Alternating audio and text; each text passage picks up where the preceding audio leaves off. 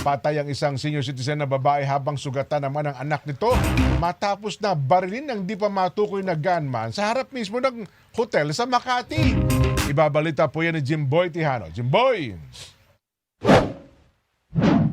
Bumuo na ng Special Investigation Team ang Southern Police District para tutukan ang investigasyon sa pamamaril sa mag-ina sa labas ng isang hotel sa Makati City nitong Lunes ng gabi.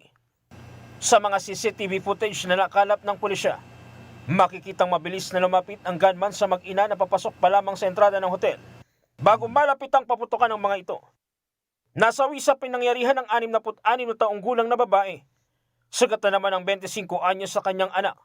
Bagamat stable lang ang kanyang kondisyon, hindi pa rin ito makuna ng pahayag ng mga investigador. Matapos ang pamamaril, mabilis na tumakas ang gunman.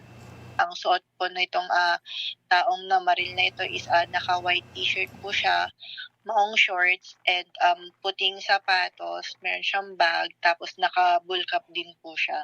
Sa paunang investigasyon ng pulisya, nalamang kauuwi pa lamang mula sa Zamboanga nitong linggo ng 66 anyos sa biktima upang ipagdiwang sana ang kaarawan ng kanyang 25 anyos na anak. May nakareserba rin umano sila sa isang restaurant sa Makati nang maganap ang pamamaril. Galing pa po itong Zamboanga upang i-celebrate po sana yung birthday ng anak niya. Magdi-dinner po sana sila doon. Nagpabook po sila sa isang restaurant doon sa Makati. Patuloy ang manhunt operation at investigasyon ng pulisya upang matukoy ang pagkakakilanlan ng gunman at ang motibo sa pamamaril.